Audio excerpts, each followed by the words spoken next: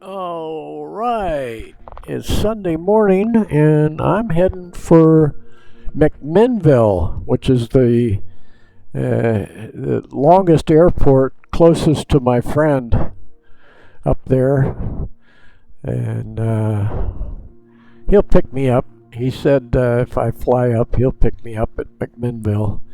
They have a little airport in their town, but this machine, which is Darkstar, won't land there. And the reason I picked Darkstar is you can see when I get this out of the way, it brightens up. You can see a lot of things here. You can see kind of the world situation. You get the globe, and we'll get back out here. Get back in so you can see that there's a weather system coming in. We're foggy down here, so I can't see any clouds, upper clouds. And as you look closely at the weather, sometimes you can see the movement. It's hard to catch. You have to have the jet stream really kicking up. So there's this flight. The information here from over Bixby Bridge, and the reason I got an altitude, they got my altitude at 489 feet. So we have to change this. And what we will do is I'll do this. I'll click on here, and I'll move my point of departure. So let's move this right over. We'll just go offshore here from Monterey and set as departure. Now you see I'm at 80,000 feet, whereas if I pick the Bixby Bridge, it's going to put me down so I can take a close look at the Bixby Bridge, which has been handcrafted. You got that nice arch. That architect or whoever he was that designed all the bridges up the coastal route all the way up to Oregon. They got some of those bridges. They were built back around when I was built in the late 30s. So we've got a custom departure. Reason we do that is getting this Darkstar up to Mach 9, which you need Mach 9 to travel this distance in eight minutes. And anyway, I'm just having fun here. So let's click fly, and we're immediately going to put it on hold. It has to boot up. There is the King Air. That's the Beechcraft, the big B on the tail, Beechcraft King Air. So what we'll do here is we'll say ready to fly. It's already heading northwest here at 348 degree heading, and it probably would show some place here. I can look at it right on there, but something would say 348 degrees, and we're at Mach 3 at this point. That's where the scramjets kick in. You'll hear the scramjets kick in. So when you take off with the regular jets and afterburners, it takes about 10 minutes to get up to, maybe 7 or 8 minutes to get up to Mach 9. It's a real process. So up here you got your speed is Mach 3. And again, it shows that's 3,300 knots, about 3,500 miles an hour. Feels like we're sitting still. Okay, so you say ready to fly, and then you go ahead and hit the stop, hit the hold, and we'll go outside and look and see where we are, and we're actually north of Monterey, which is fine. There's Monterey over there, so I'm not down by Bixby, but we are up at again 100,000. Here's our altitude over here in the right corner. We're at 100,420. 100,420. And we're going over here is our airspeed Mach 2.99. We bring our power all the way up. Hadn't done that, and we need to put the afterburners on. I don't think the afterburners are on, so we have to go back inside to do that while we got everything stationary. One thing we have to do is put the scramjets on standby. That on, and then this little battery thing for some reason, and then we need to move the throttles for some reason. When you put it to full throttle, here's the throttles moving back and forth by my little rinky-dink throttle quadrant that's sitting on my card table here. So I click right click, and it kicks on the afterburners. Now we'll go back outside. And we've got afterburners on, and we need the afterburners to get us up to where the scramjets take over. So we'll go back here, and we got everything's looking good here. We can kick this off. We don't need that on right now. So it's ready to go. So I'll just take it off the toggle. There we go, and I'm holding it level, and we'll go outside and watch the scramjets kick on. Experimental 7 Bravo Charlie, contact Oakland Center on 127.8. And here comes the scramjets. I'll get rid of her. Going to 127.8 experimental 7 Bravo Charlie. There we go. So then the scramjets are kicking in, and we're up a beam of San Francisco. And we're at Mach 4. And let's see how our altitude is doing. We're at 103,000 feet. This doesn't have an autopilot, so what happens, what I want to do here is this thing starts glowing red from the friction, and what I'd like to do, since we're going by San Francisco, is change it to night, so you see what it looks like at night, and you'll see the lights of the Bay Area going by down there. Right down here is San Francisco. You're looking back down, right down at San Francisco, the South Bay, down to San Jose, and over to the East Bay, over towards Sacramento. And so that's what the night lights look like. And you can get up to, sometimes you can see the moon going over. You can get the stars and the Milky Way. That's probably the Milky Way there. Anyway, it's hard to keep this thing. We're still at 103. We're going down at 5,000 feet a minute, so I'll give a little back pressure here. It stays on course pretty well, but getting to hold altitude gets tricky. Now we'll look again for the moon. Look back toward the Bay Area, and then I'm going to click it back here to hold it on course, and I'm going to change. See, we're at Mach 9.8, almost Mach 10. Nothing goes that fast. Okay, now we're going to get back into the light because it's hard to keep it level at night. So turn the lights back on, and there we go. And we turn that back off. Turn that back off. And let's see, we're at 109,000 feet. We're right on course. Here's our course right here on our main screen. But it's more fun to look outside and see where you're going by stuff. We'll go by Eureka, where I flew the mail out of Eureka. This is a course. Yeah, there's Eureka. We're already going by. That's Humboldt Bay right there. And I used to have a little cabin up here by Moonstone Beach, up by Trinidad. There's a little area out here is called Samoa, where they used to have the pulp plants. This is Crescent City, right up here. It's Crescent City. And we're going to be, as soon as we get within 200 miles, we got to start shutting this thing down. We're up at 118,000 feet. We're a little bit off course, but that's all right. I can see where I'm going. Here we'll look over toward Mount Shasta. That may be Crater Lake right there. I'm not sure, but whether we see Mount Shasta or Crater. Well, we went by, so that's Shasta right back there.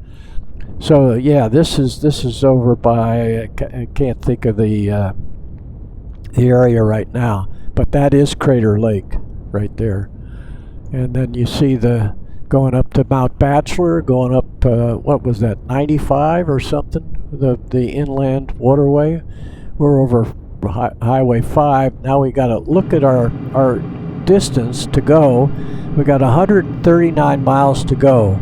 Right here is the distance. So we got 139. So I have to turn off the power, shut off the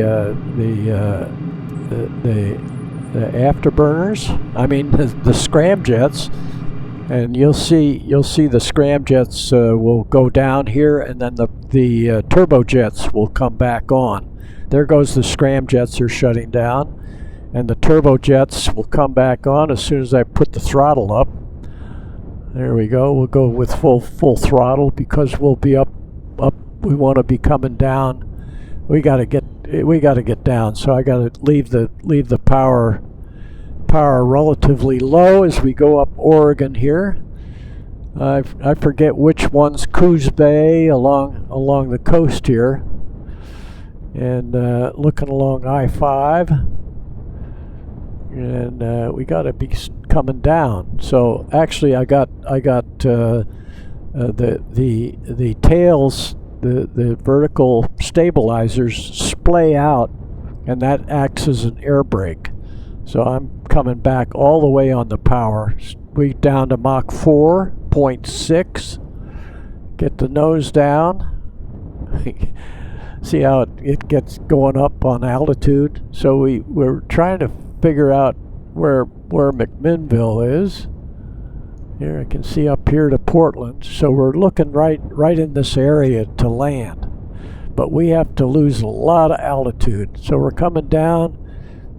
You're only at 14,000 feet a minute. We got to come down. Well, we're down to 60,000 right there.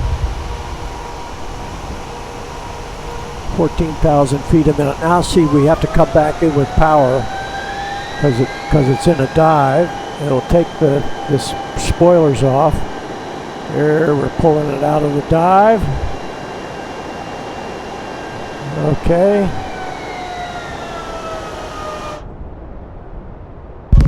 I still don't know where the hell I am. But I can pull up this chart, and that will show our route right there. You can see our distance, so I'll get over on course. I just don't have to get over on it quite yet because I have a little ways to go, and then we can move this out. And I don't want that. And here we go. Here we go. Had to get the scale out. We're down to 11,000 feet. Not time to put the wheels down yet. I don't know what town we're over here, but Salem, SLE is probably Salem. You guys probably know the river. I've never landed at Salem, so I'm guessing that's Salem. And you can see here we're right on course. The runway goes a little bit more to the north. I think it's 020.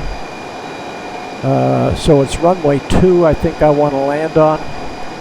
So a slight light turn. We're on an extended base leg, right base leg. And maybe I can see right here where the river swings and heads east, right by McMinnville.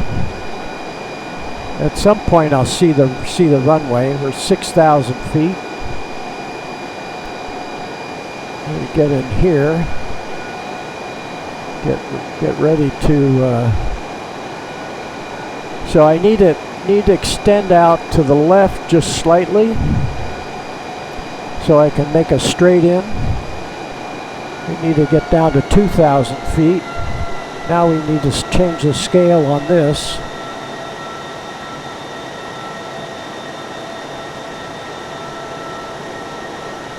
There we go. There we go.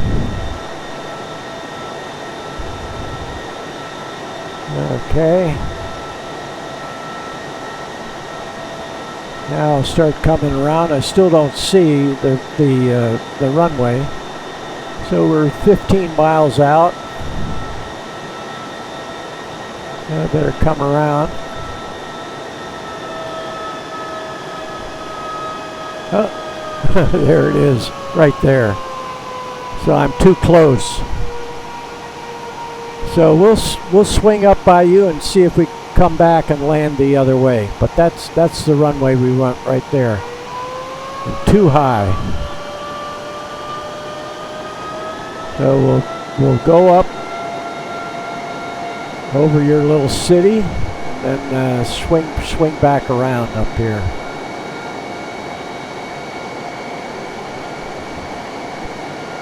Yeah, get the chart out of the way. I can bring that back in when I want it. And we're going about 400 now. And I'm not sure I'm gonna see your little city. I'm a little lost right now. So we got to come back around and head south.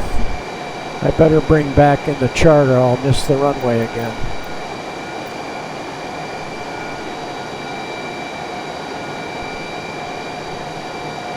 Yeah, we're actually close. I can see it right up here.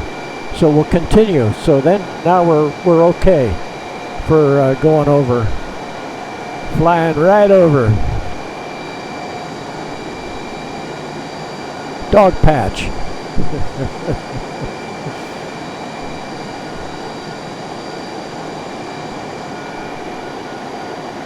Here we go. There's the bridge I flew under with the Cub.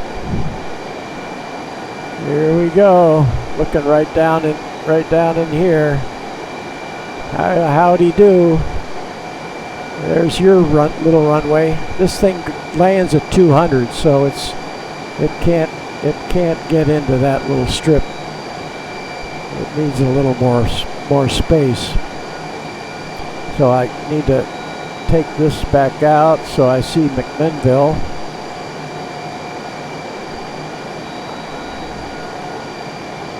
At 3,000 feet, I ought to be okay on that. Oh, I can see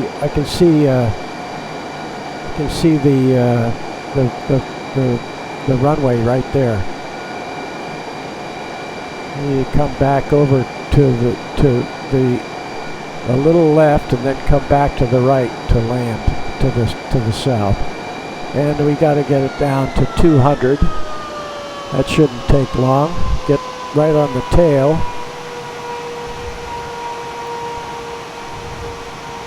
Put the wheels down. No flaps.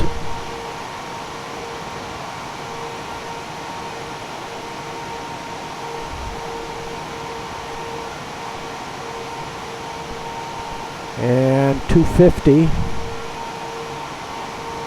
need it right around 200.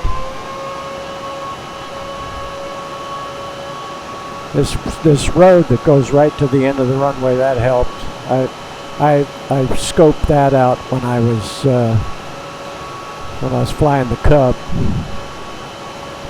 Okay, 190. That'll be all right. Keep a little power on. Look back where we came from. A little mountain up there toward your neck of the woods.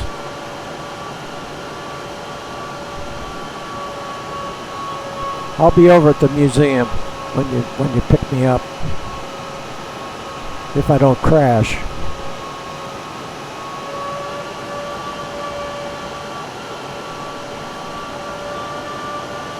And it always does a little yo-yo work here.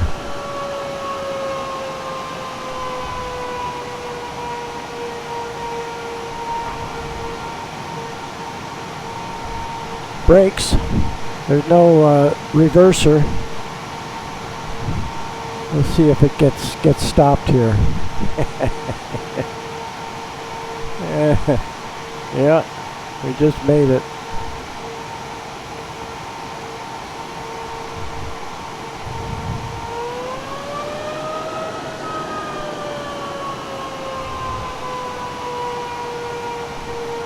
I guess this goes over to the museum right here. I haven't been down this way. Oop, a little fast. Oop.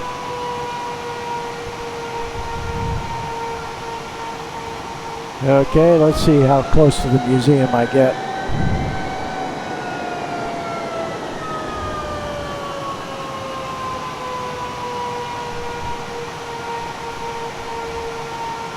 There's airplanes over here. We better stop right here. I'm right next to the highway, so when you see Darkstar, you'll know approximately where I am. I'll go over to the museum. Get this out of the way, look around here. Possibly this is closer to the museum than I think. Okay, let's shut her down right here. And on the F-15, I can open the hatch. This I think there's a trap door that to get out. This doesn't look like it's going to open very quickly with these big bolts up here. And we'll look back outside again. Pretty big machine. Looks a little like the SR-71. They're talking about bringing the SR-71 back for something, whether it's to put scramjets on it. See if the SR-71 went. I believe it got up to Mach 3. It was really something, spy plane. Okay, that's your little. Now that I'm up here, it's all imagination. Thanks for watching. See you soon. Bye.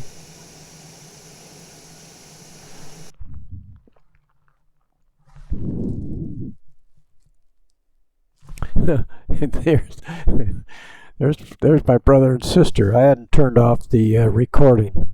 Here we go. Say hi to my friends.